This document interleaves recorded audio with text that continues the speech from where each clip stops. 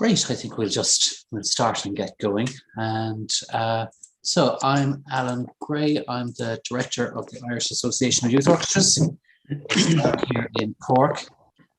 So you're all very welcome to the second practice club. Didn't get to watch all of the one last week. I was watching it during the week and really loved it. And we were just chatting before we let you all in here about the fact that there are really good life lessons to be learned from how people practice and how they talk about practicing.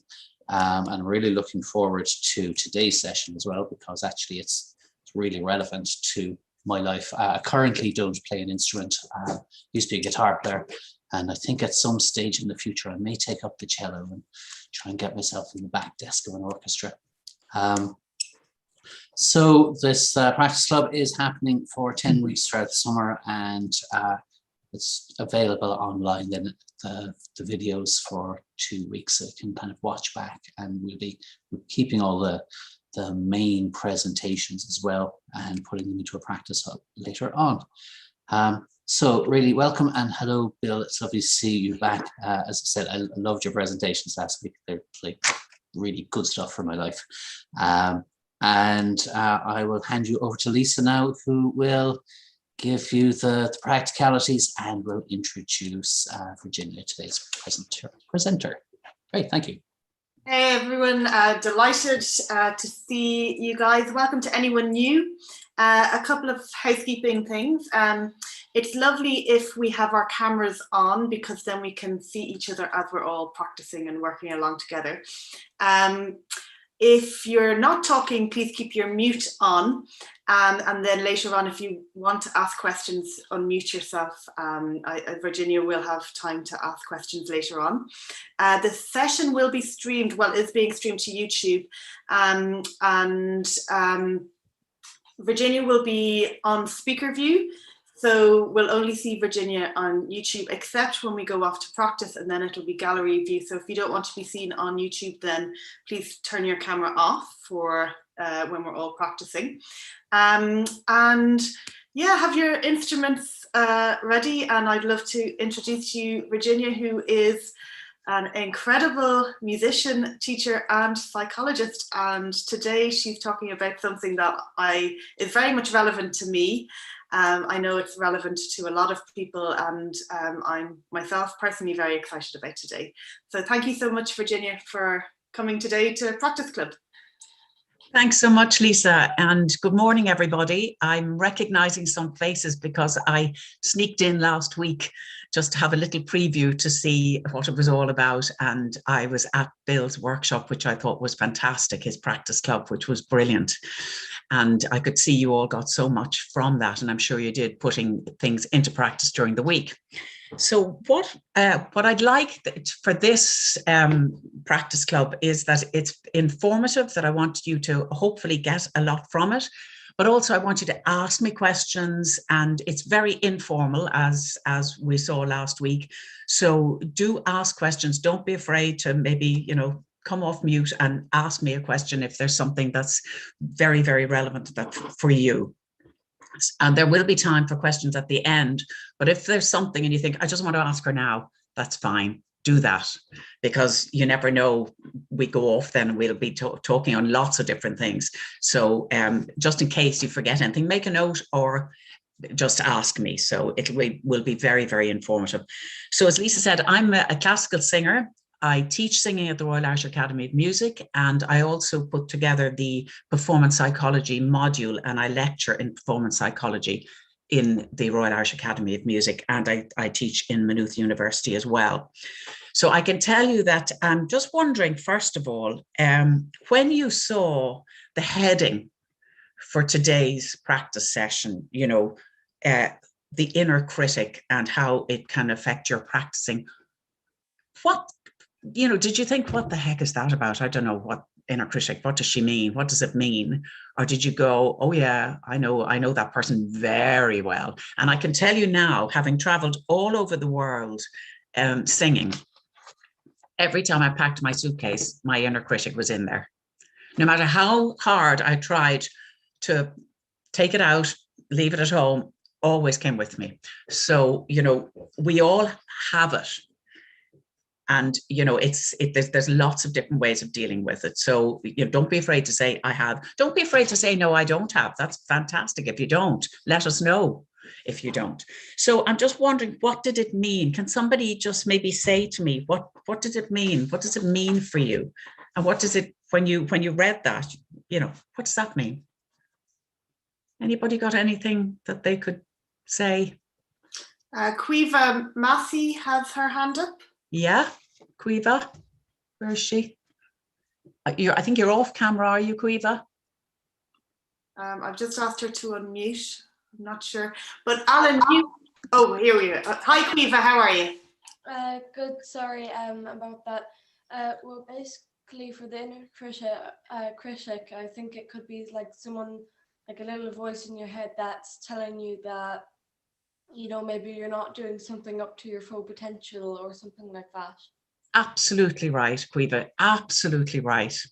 So really, this is the little voice in our heads that sort of says, oh, didn't do so good in that one, or, you know, whatever, you could have done better there. So that's perfect. Anybody else?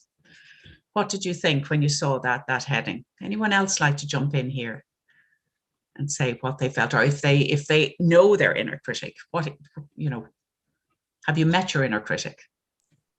Now, I'll jump in there, Virginia, with what I was Okay. saying just before we started, because I have a very strong inner critic, and it's not to do with my musical practice, but it's just to do with like being a very, very quiet person in life who actually lives quite an extroverted lifestyle. So I meet a lot of people. I'm always very conscious of what I say and when I say things wrong, and I call myself a lot of names, but there are different parts of me. So the inner critic who calls myself names is only one part of me and is not the strongest part of me.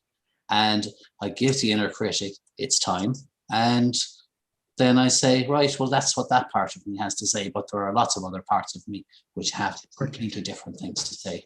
So I'm contented overall, if sometimes a bit fraught.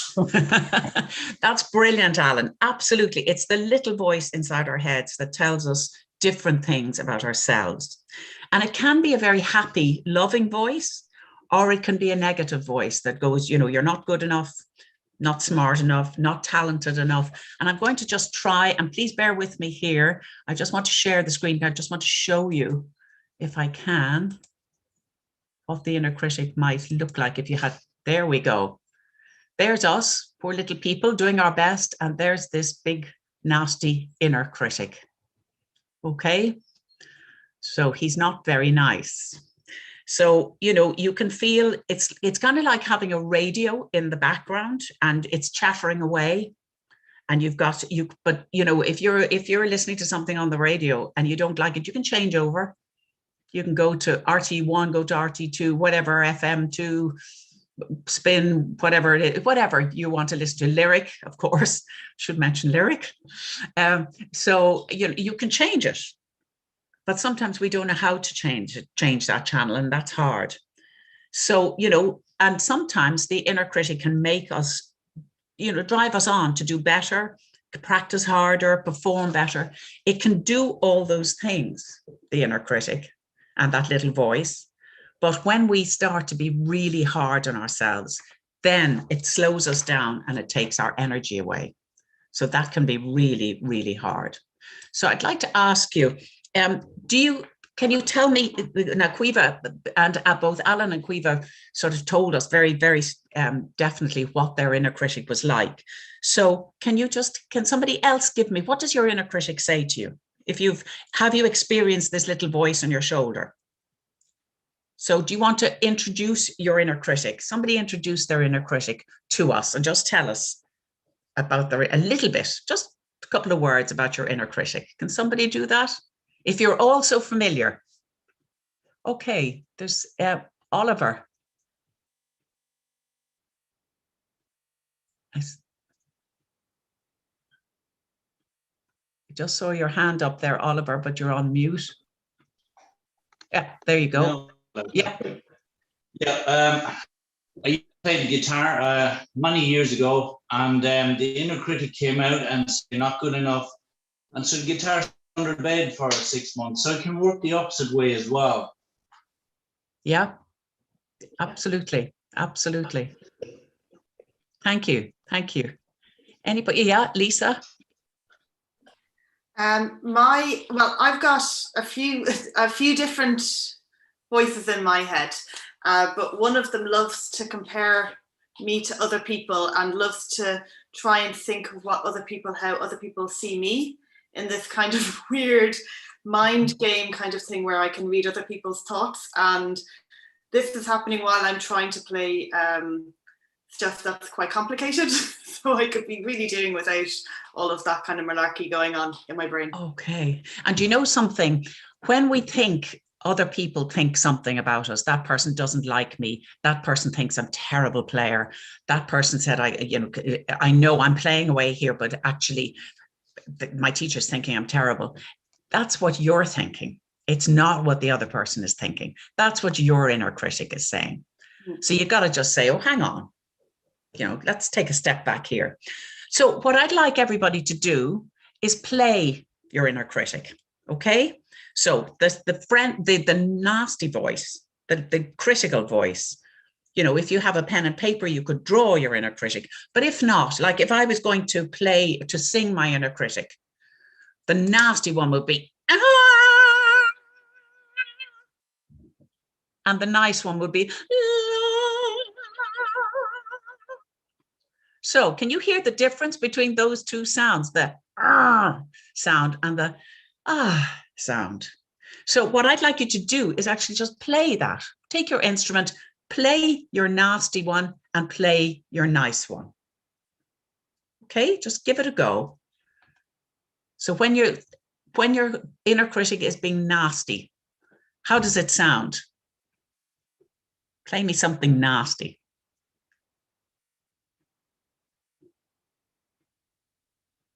Okay. And then when you're being nice, when your inner critic is being nice,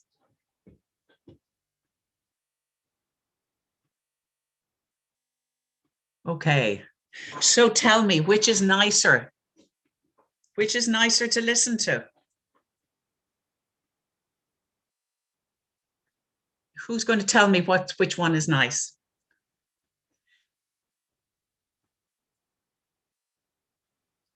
I think the positive one is much nicer to listen to than the nasty one. So what I'd like you to do is to take maybe just a scale, a piece of music that you might be, just a couple of bars or a page, something that you find a bit challenging, okay? And just play through it then let's talk. It's something very short, but just maybe a scale or something that you always think to yourself, I always go wrong here, or I don't play this bit particularly well. And just try playing it, and then let's talk about how you were feeling. And notice when you're playing, what are you saying to yourself? Okay? What are you saying? What are you saying before you start playing? What are you saying? What are you thinking about? And what's that little voice? Is the little voice being nice to you or not so nice? So just play something that has been tricky for you.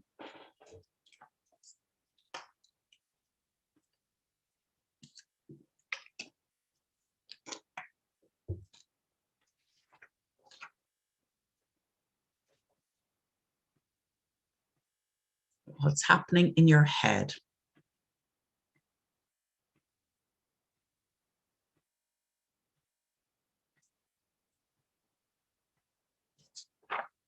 Is it going well or is it not?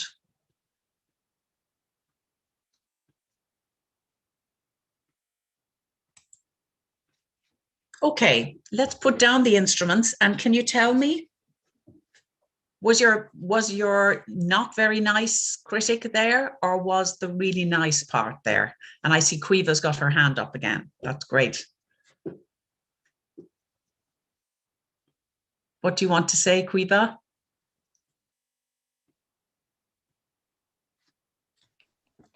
I just did the Melody of Anvil chorus, and well, basically when I was doing the scales, that little voice in my head was going, oh, that D sharp was a little bit squeaky and things like that.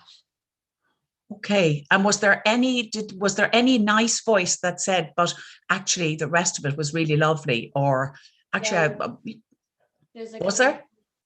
Yeah, there's like a little voice at the end going, well, I kept my timing and my bowings were okay. So Great, good. So it sounds like you have a very good balance, Caoimhe, between your not so nice voice and the nice voice. And that's really, really good. Can somebody else tell me what was going on in your head? Anybody meet their nice part, the nice voice? Were you able to shout the other side down?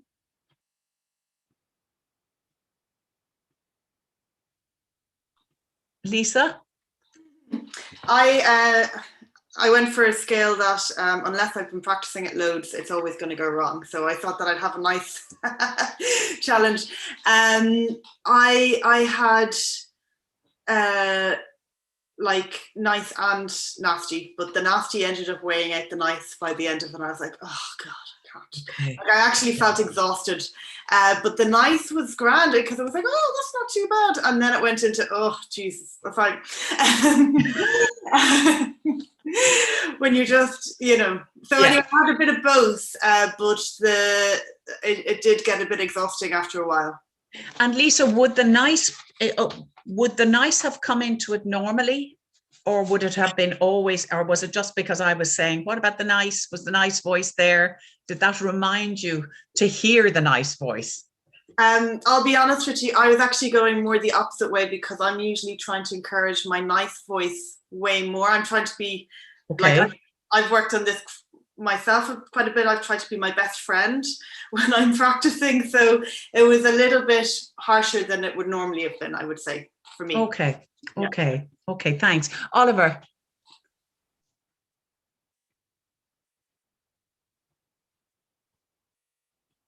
So my question to Bill, Lisa, and yourself, Virginia, is in case I always get the bad guy, and he's always there.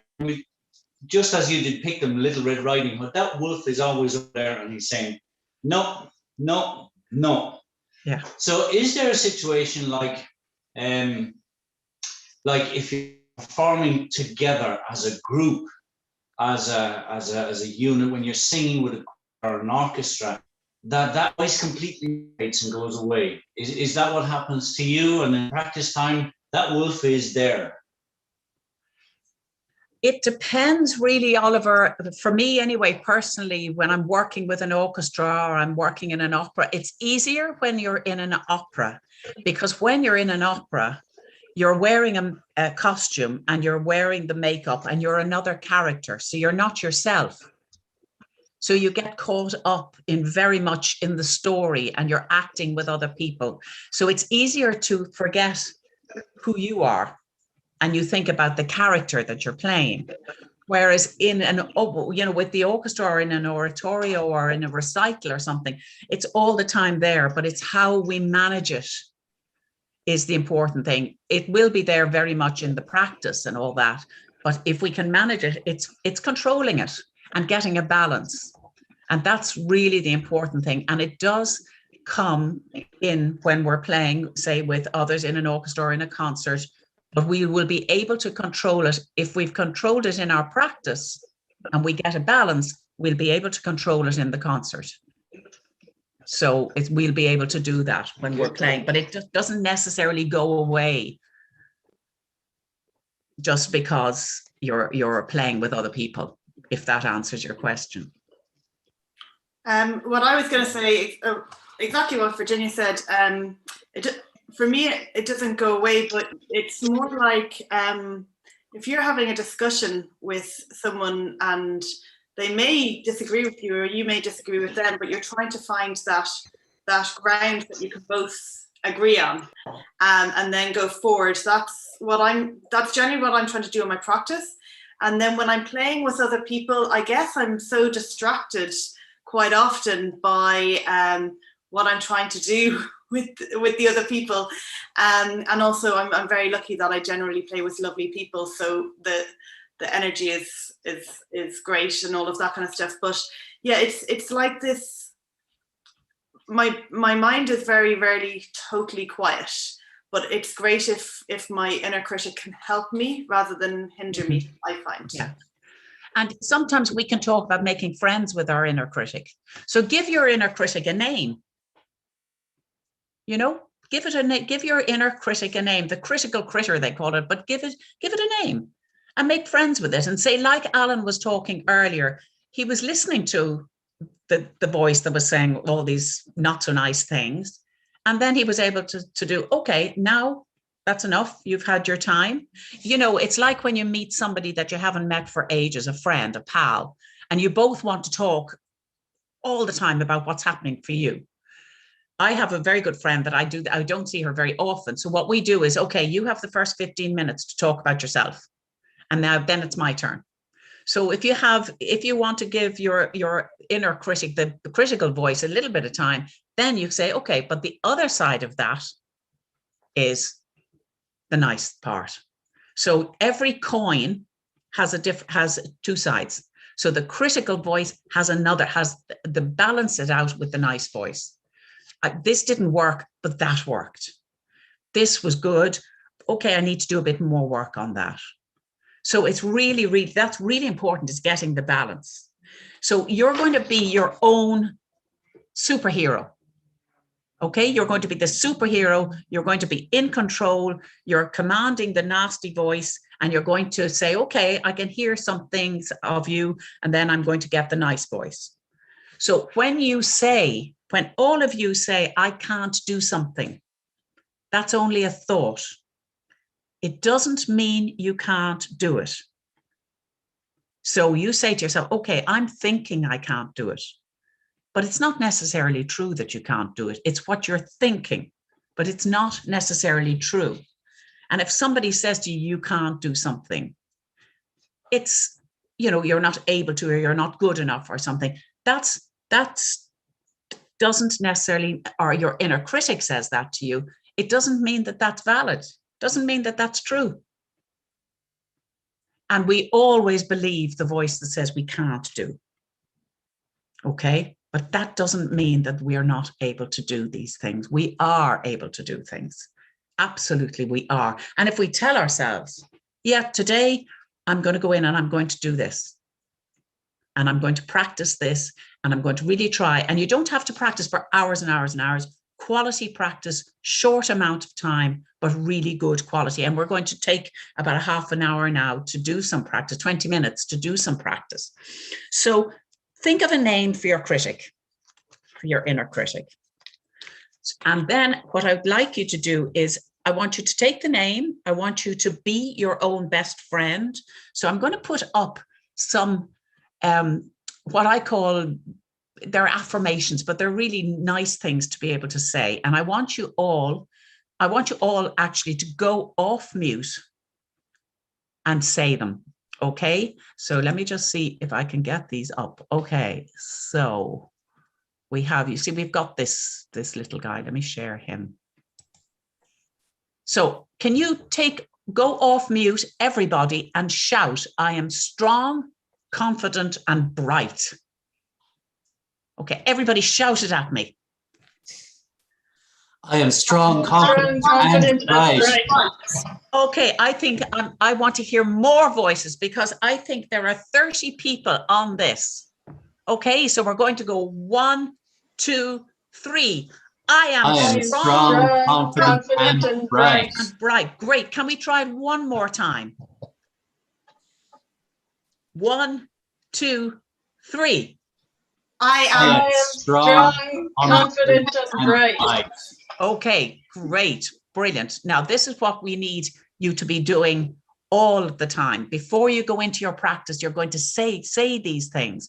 maybe another one here. We'll put this one up and we'll all shout this one. Okay, this is a great one, because when you're going and you're starting your day and you get out of bed and you're not feeling great and it's, I don't know if I can do this today and I don't want to practice. And I sometimes when I was teaching, like I am teaching, but sometimes I might not be feeling like going, and I have to say, today I'm going to be the best teacher I can be. Now, I mightn't be feeling as if I'm going to be a great teacher today, but that's what I'm saying to myself, and it helps. So after 3, can everybody shout, today is going to be a good day because I'm going to make it a good day? Okay, so 1, 2, 3. Today is going to be a good day because I'm going to make it a good day.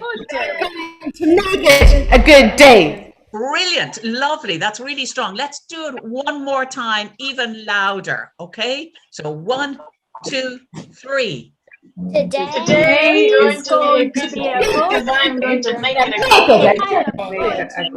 a good day.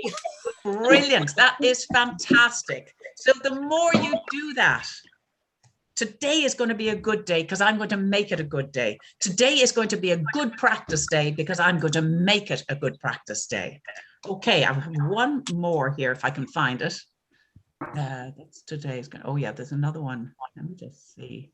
I thought I had another guy down here. This is a good one. Now, after 3, everybody shout this. I can just get it up here for you. Okay. I am doing my best. I am doing better than I think. And I am good enough. Okay. After 3, everybody shout. 1, 2, 3. I am doing my best. I'm doing better than I think. And I am good enough. Brilliant. Okay, one more time, even louder. 1, 2, 3. I am doing my best. I'm doing better than I think. I am good enough. Brilliant. Gosh, that is fantastic. So if you say these things to yourself, and you can make up your own ones, it doesn't have to be anything that I've written.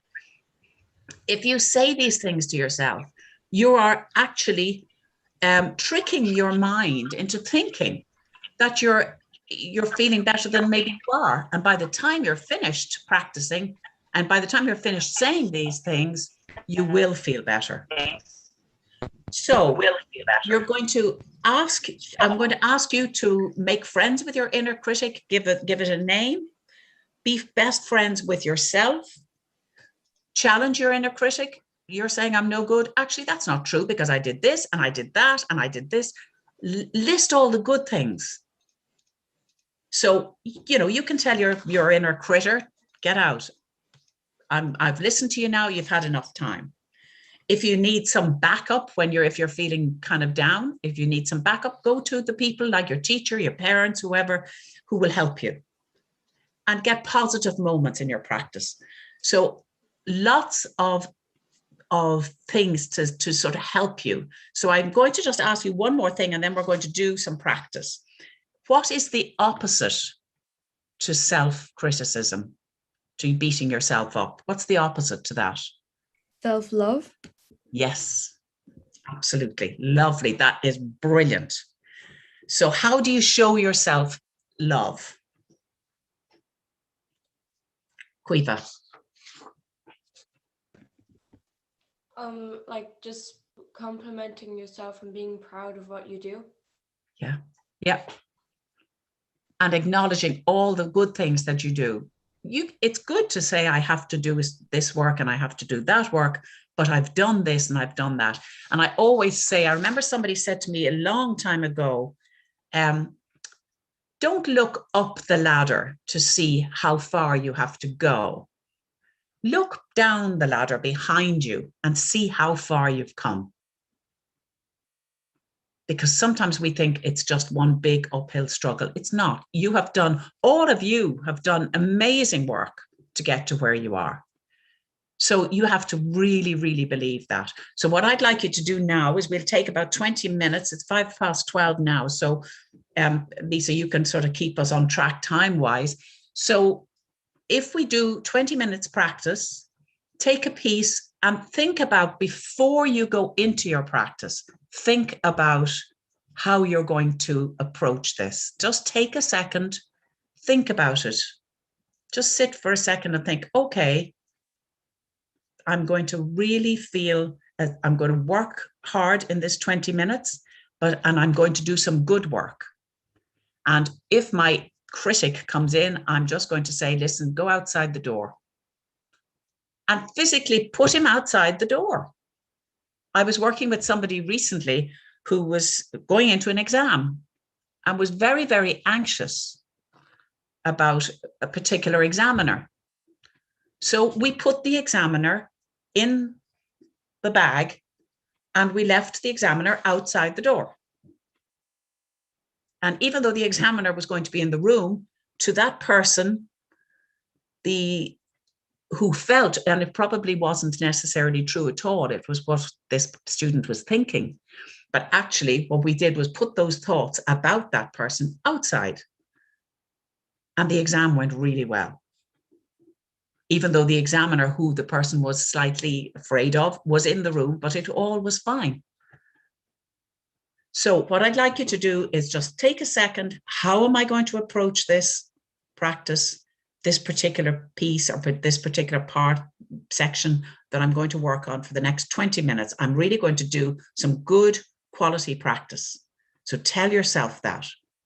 But notice, if your inner critic comes in, and what do? Do you let him take over? Do you let her take over? Or do you say, no, you just go outside the door now. I'm going to love myself for the next 20 minutes and play really well. Okay? And then we'll have questions after that. Okay.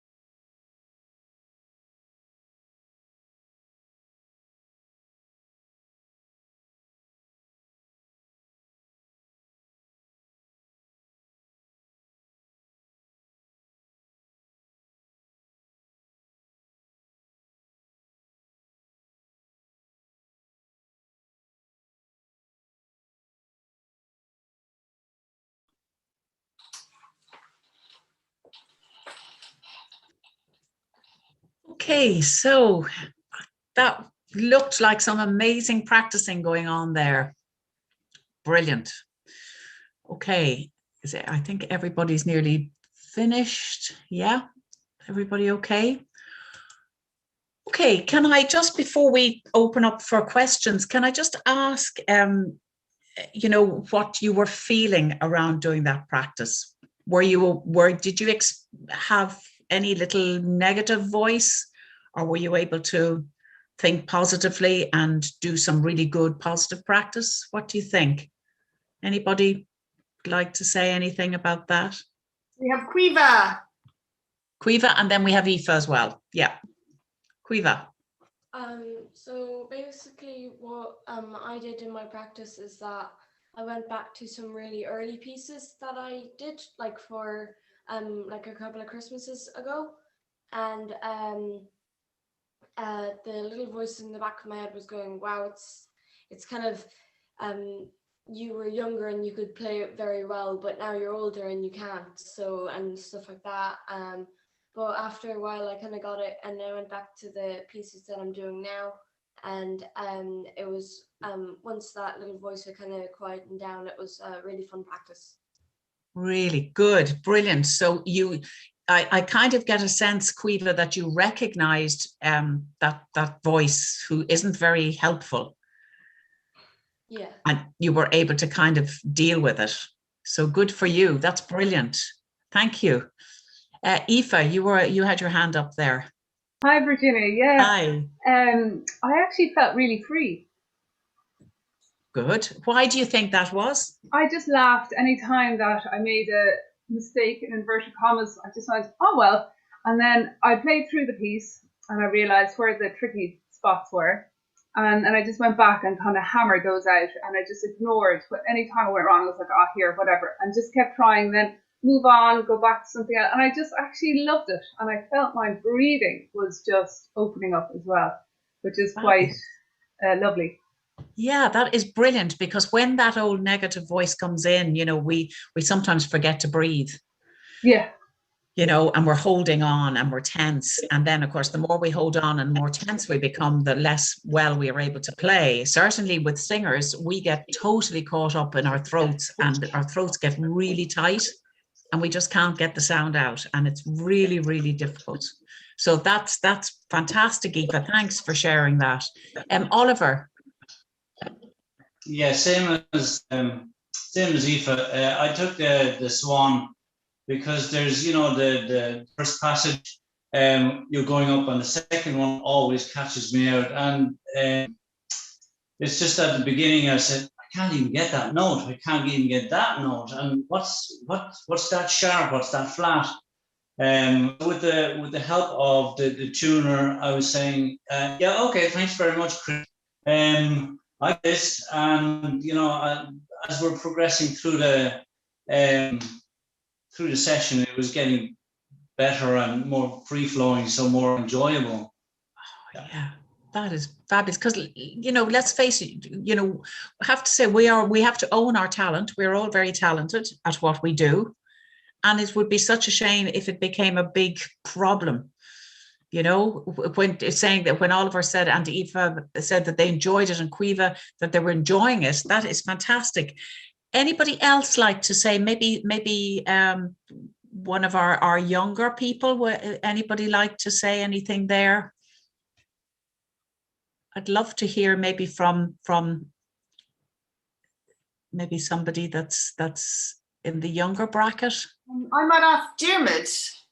Hiya. Where's Dermot? Can you? Dermot is a student of mine, so if you don't want to share with us, that's absolutely fine. But I know Dermot always has incredible insights. So okay. Would you mind sharing with us your experience, Dermot? You can shake your head if you don't want to. Okay, no, Dermot's not. No, that's okay. That's fine, because not everybody wants to talk about it. And actually, sometimes it's hard to talk about it because we're not quite sure what we're trying to say, so we have to figure it out ourselves. But anybody else like to say anything about how that practice was? Was it different? Was it the same as normal? Did you approach it differently?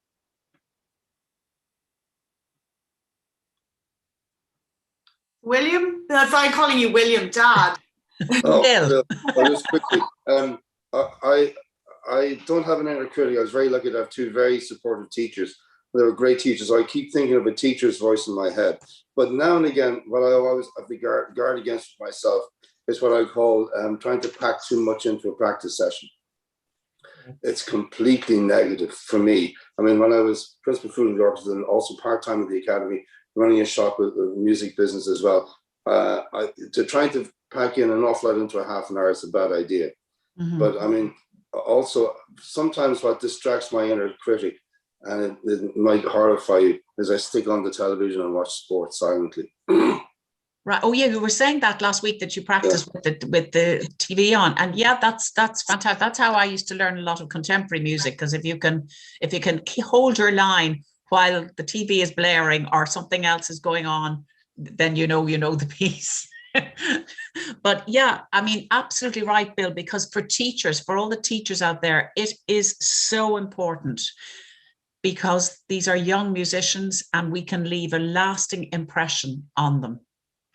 And, be encouraging and be positive. That's not to say that everything is wonderful and you don't sort of say when things are not, but always give a balance, always encourage, and actually teach the student to be their own parent in a way, their own musical parent, so that all the young people, the young musicians, they know, okay, my inner critic is there, but I can balance that inner critic out with the nice voice. Okay, because you all have the best self, the nice voice, and it's kind of getting familiar with that voice as well, and shouting down the other one, because the other one can be very loud. So it's kind of getting your other voice louder. Yeah, Lisa. Just exactly what you said there. I think I started being a lot kinder and more productive with myself when I started teaching, because I knew that if I wanted to show my students how to do something, it wasn't a mean voice that would help them. It wouldn't support them in learning something new, which is difficult to do. And so then having that empathy towards my students and then turning that empathy around on myself really helped me. So sometimes, even if you don't have students yet, if you imagine how would you explain to someone younger who doesn't know it yet, like what kind of allowances would you make for them, because sometimes we don't make those same allowances for ourselves. Yeah, I mean, I'd love to ask again, I'm going to go back to the younger people. I'd love to ask you, what would you like to hear from your teachers? What helps? Can somebody tell me? And I don't know you and I don't know your teachers, so don't worry about any of that. It's just to know what helps you most from your teachers. Can somebody tell me? Because I have all these wonderful young people here and I'd just love to know. Quiva, you're brilliant, Quiva. Thank you. What helps you?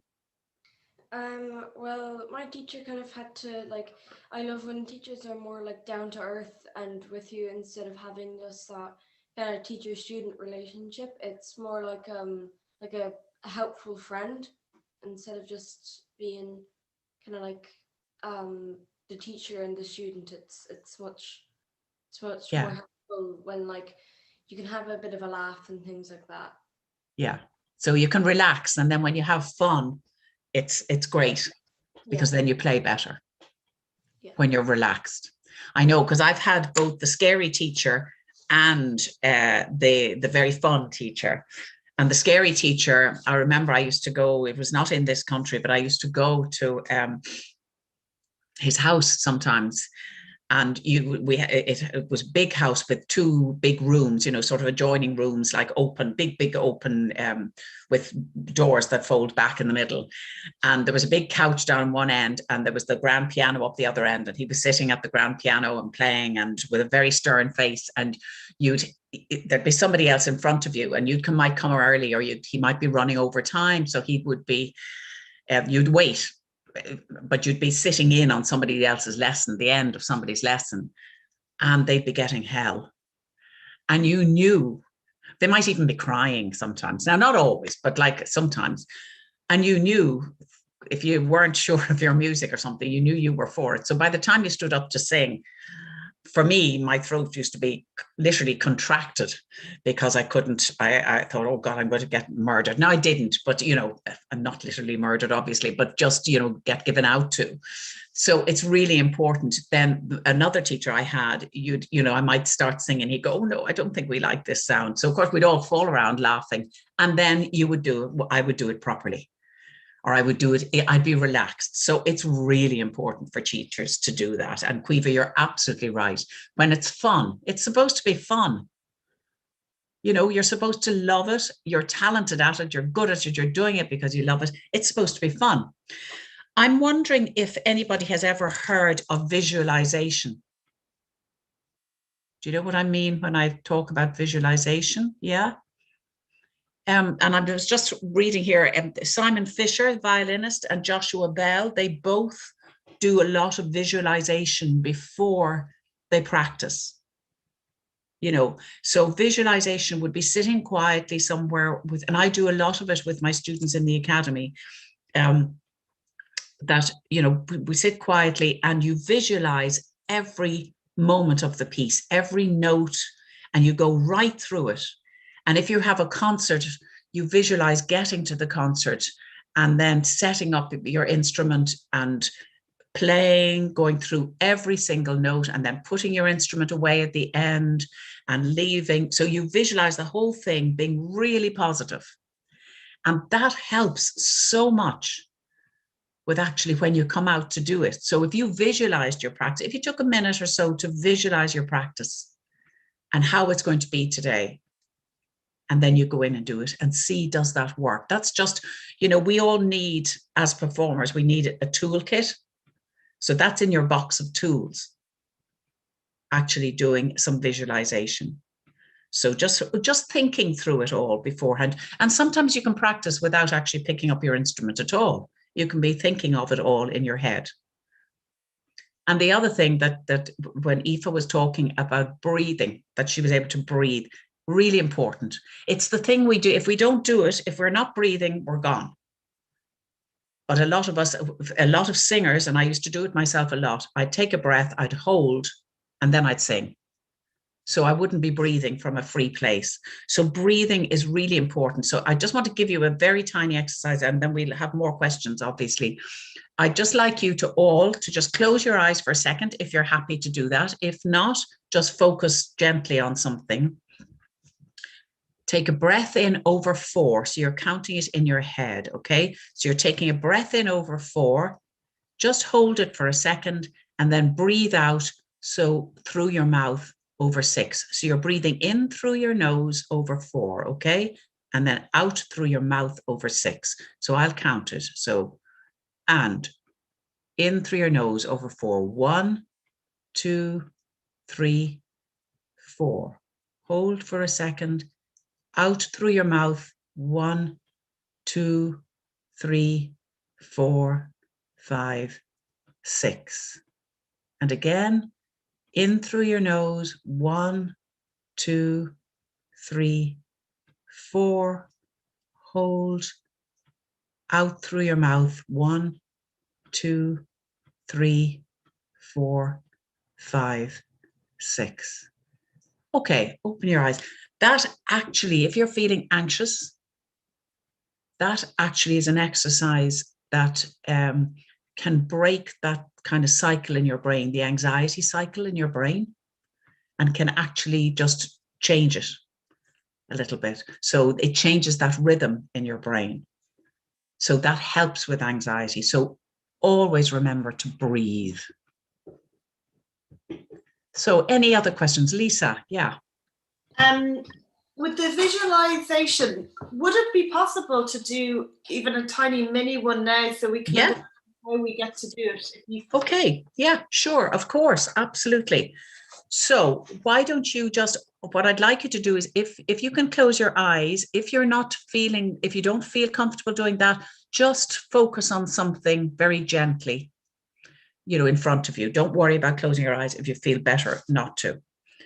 So I want you to think of a passage of your music. just, or a scale or something.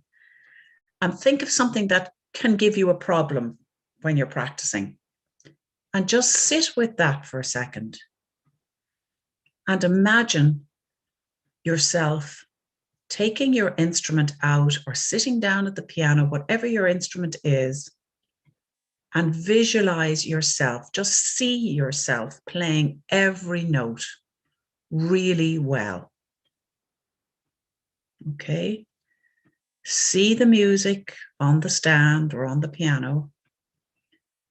Go through all the notes. Go through the dynamics. You're doing everything that the composer has asked you to do. So keep thinking about that. And you're playing beautifully. If there's a mistake, you just let it go. So going right through that passage that gives problems. And then imagine coming to the end of that and feeling really happy as you put down your instrument. And you take a deep breath in and out. One more, in and out. And then you open your eyes. And Lisa, it mightn't be a bad idea now to actually pick up your instruments and actually play that passage that you were trying, that you were visualizing there, that you did so well. Just pick up the instrument and play it.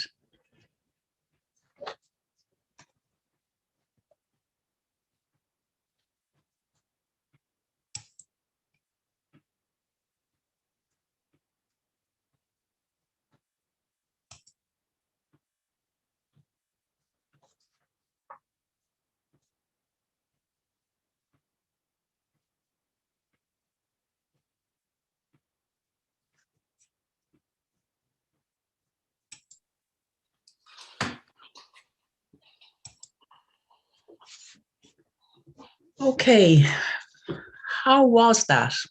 Did that make any difference at all, do you think, to how you played it? I felt like, because that visualization was only, like, how long was it? Like a minute. A minute. I felt 2 minutes. That minute or 2 minutes, I really know that passage now. And if I'd been playing it, I wouldn't know it as well. I don't know, something, I now know it better than I would have if I'd been playing for maybe. I think it's probably the practicing in your mind. You know, practicing it in your mind, you can do, is that, Bill, would you, I just see you sort of giving the thumbs up there. Do you find that too?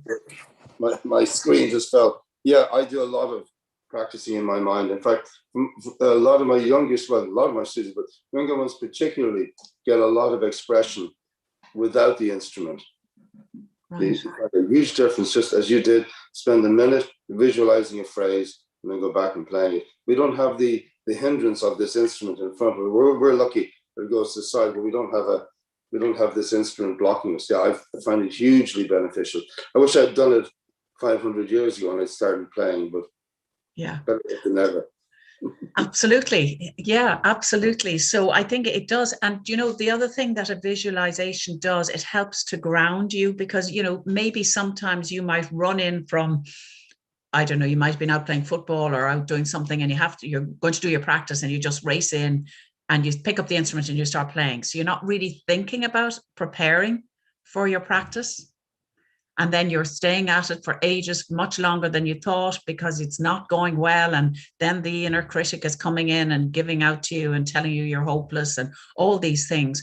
Whereas if you can just take a minute, just to breathe, ground yourself, just visualize, just think about, see the practice that you're going to do, plan it, and then do it. And that'll be much, much more productive for you. Have I any questions at all of anything that I've said to you today? Does it make sense, or, you know, what do people think? Aoife's giving me the thumbs up. That's good.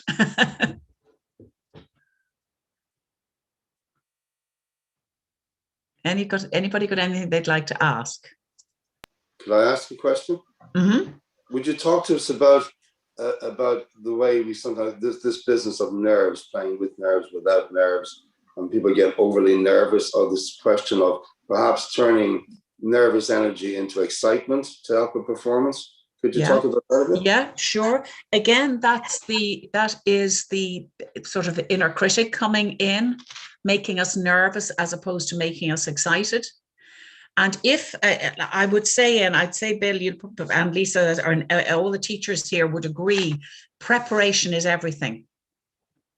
So if you know your music and you're really, you know, you're into it, you know you've done your practice, you know that you're in the best possible shape that you can be in, you weren't staying up all night the night before the concert looking at Netflix or whatever, you were absolutely, you know, you have a sort of routine before a concert. That's really important. So, you know, you get yourself into that headspace. I've done my practice. I know my work. There's nothing else that I need to do now except go out onto the stage, and I have everything set up. I'm not at the last minute trying to find my shoes or trying to find my bow tie or whatever I'm wearing. So it's having all these things set up. And then that inner voice that's saying, well, you didn't do enough practice, or you didn't. No, I did. So I know what I'm doing. And yes, I can be nervous, but I can also be excited. I'm good enough. It's saying, Bill, it's like saying those sort of affirmations that we were doing earlier. I'm good enough, and I'm going to enjoy this. This is what I love to do. We get nervous a lot of the time when we're not prepared. So preparation is key to not being nervous. And we'll be nervous. Of course, we are going to be nervous because we're going out there and we're putting ourselves out there to perform in front of people, and it's normal to be nervous. But sometimes the nerves can become out of control if we're not sure what we're doing. So be very sure what you're doing, be very prepared, be in a good place in your head, talk to yourself, positive self-talk, get rid of the critic, tell the critic, no, I've done all the practice, I've slept early last night, I've eaten the proper food, I'm ready to go, and I'm excited about it. And then if you're still feeling nervous, you walk out onto the stage, power walk onto the stage. I do a lot of this with my students. You know, if you walk out onto the stage kind of with your head down, apologizing, the audience don't want that. They want somebody to walk on. Here I am, this is my instrument, and I'm very good at it, and I really want to play. Yep. And that's so cool. Virginia, how do you power walk, or how do you do that? Like, is it? Okay, well, I can't, it's kind of hard to do it here, but like if I walked out, I don't know if you could see me here, if I walk out onto the stage kind of like this, it's sort of, I'm sort of my head down and I'm not really acknowledging the audience, or I'm kind of feeling a little bit, it's kind of apologetic. I'm kind of sorry I'm here, and I'm not very good, and I haven't practiced really, so I'm not really sure what I'm doing. Whereas if you walk out and you have done your practice and you do know your work and you're still feeling a little bit on edge, so then you just walk out onto the stage. You own it in your body. So you pick up your instrument and you just say, right, this is me. I'm ready to go out onto the stage and I'm going to enjoy this. So you walk just with confidence. If that kind of makes sense, Lisa.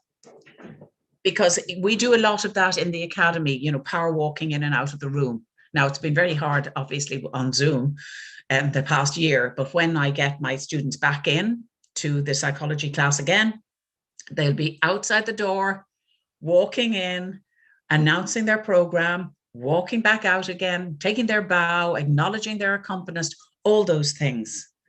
So that even if you're terrified, You still almost fool your body into thinking, yeah, I can do this. And then you'd be surprised, then you do it. So that's really, really important. Alan, you had your hand up there.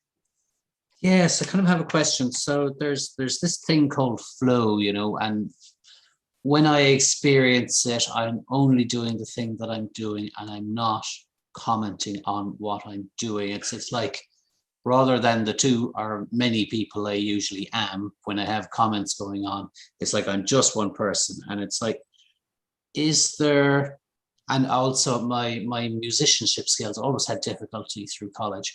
And what I've actually found since I left college is actually, if I just ask my conscious mind, the bit that always tries to meddle, to go away, and I can do, sometimes it's like, well, then I can just do things because I don't think about, I do things by not thinking about them. Yeah. And are there methods? So in a way, power walking is like, it's kind of overwhelming the critic in a way. It's like showing like how big you are. Are there gentler ways to quieten it down? And so, I mean, in a way, it's like, so when I do things now, it's like, as I said, I don't play an instrument anymore, but I still end up doing musical things. And it's like, yeah, I don't know, go elsewhere, kind of somehow. So are there ways to do that, recognized ways to kind of gently just push it aside and off you go? Yeah, well, I suppose gently talking to it, you know, it's, you know, kind of acknowledging. You don't have to do the power walk, that and the power walk, I think, is great, because it does get us into, it fools our minds and our bodies into thinking that we're more confident. But you know, and the flow state that you talk about, we can go into that. That's a wonderful place. It doesn't always happen, but it's when it just takes off, and you just can do it, and you can do anything. I know it happens to me sometimes, and I can do anything with my voice. And that would be the same. You could do anything with your instrument, and you know that you're really in it, and the inner critic is silenced at that time. And so I think, Alan, I think it's kind of tuning in to the positive part of yourself, so that, no, I can do this, I'm enough, I'm good enough. And you can do that quite quietly as well. You know, I'm going to leave the inner critic outside the door. This is just what I'm going to do now. I'm good enough to do it. So you know, we can talk very positively, increase the positive talk, become your own best friend. You know, really become your best friend, because that, as Alan said earlier, the inner critic, you know, that nasty part, or nasty voice, the not so good voice, that's part of us, but it's not all of us. It's not all of you. You know, it's made up, we're all made up of different parts. It's part of us. We all have an inner critic. We all have a part that wants to help people. We all have a part that wants to mind people. So it's a part. And we also have a wonderful self-compassionate part, and a part that we love ourselves, and we're not so good at tuning into that. Ilona. Just in terms of like gentle ways to quieten down your critic, I always like to think of really stupid things that the critic has said. Like, you know, sure, you say I can't play this piece, but you also said that I ruined my life when I got out of bed late. So absolutely brilliant. Yeah, just make fun of it. You know, there's a thing here, the critical critter that they call it, and that it lives in the brain house. So the critical critter lives upstairs in the brain house with the thinkers and the problem solvers and the planners and all the creative things. And then we might notice the critter has moved in, the critical person has moved in, and it might start out in a very quiet voice and occasionally speaking up. But the more we listen to it, then the more it grows. And the critical critter is fed on a diet of negative self-talk and unkind words to ourselves. And sometimes from others. You know, so somebody said such and such a thing to me. Oh, it must be true. So and you start thinking, you know, and then one day, so every time we chew on the harsh criticism, it's like the critter is eating more, has a bigger hamburger to eat and takes a bigger bite. And then one day we discovered that the big critter has unpacked all its luggage and is grown large enough to bully the rest of us, the other parts of ourselves. So any nice, compassionate part is bullied by this big voice. So what Ilona says, just turn it, say, yeah, you just go away, you're no good. I don't listen to you. I played brilliantly the other day, and I'm going to play brilliantly again. But today, yeah, I didn't sleep really well last night. And I know that because I was watching something on Netflix till 2 o'clock this morning, and it was great. But tomorrow, I'm going to go to bed early tonight, and I'm going to just take a bit of time before I practice. And I know I'm going to be great. So you can just go away now. So make fun of it. Laugh at it. And it takes the pressure out of it. It takes the sting out of it. Because you know all the time, anytime something negative, what's the opposite of negative? Positivity? Positive, yeah, exactly. So if you've got negative, you've got positive. I didn't play that well, but I played this bit well. I didn't sort of prepare my practice, but I can prepare my practice. So you don't have to, it's not all doom and gloom and negativity. But sometimes the inner critic will tell us that. Okay, anybody else got anything that they'd like to add or ask? One thing I'd like to ask is, because I know we're coming to the end of this, but what's your own personal way of setting yourself up for a good practice? Okay, first of all, is not rushing. Not coming in and saying, okay, I've got to do something at 10:30, so I'll just go in now and I'll just do 10 minutes. And then, oh, somebody's on the phone and there's all this going on. And the other thing is having the phone there, and you're practicing and, so somebody, right, okay, I'll just have a look at that. Oh, I just want to see this message. And then you find you're taken out of practice mode. So it's maybe turning off the phone or putting it screen down so that you can't see it, and you just I go in and I say, okay, I'm going to do 20 minutes of good practice today, and this is what I want to do. I'm just going to do technique this morning, and I'll do my songs in the afternoon or whatever, and I'm going to just do 20 minutes, but it's going to be good practice. So I'm going to give 100% for 20 minutes rather than be here messing around in my studio, looking at the phone, thinking of music from my students and not really staying with what I want to do, which is practice, good quality practice. And to go in, really sort of grounded is really important. Brilliant. Thank you so much, Virginia. My pleasure. It's been so great. Alan, do you have anything you want to say to close us off? No? Not really, just it's fantastic. It's great. Yeah, I think I wrote down for myself here, when I want to do well and when I give things the time they're due, I do them well. Yeah. So that's my affirmation. Absolutely, Alan. When we take space for ourselves, take space for yourself. Listen to yourself, but not the negative part. You can listen to that and then put the other side. Alan, pick up that guitar, will you? No, it'll be a cello next to me at some stage. There's so many lovely variants of that instrument, though. Whether it's a steel guitar or a nylon string, and there's so many different styles you can play in, and it's just such a versatile, beautiful instrument. It's true. But it's so wonderful to be able to do this. Yeah. So be really positive and happy that you're able to do it and enjoy it. And you can listen to the critical side, but then you've got to balance it out and find the positive side in there. And that's going to help you more. Brilliant. So I think we just say great and thank you very much, everyone. And we'll see you all next week. And thank you so much, Virginia. It was thank you.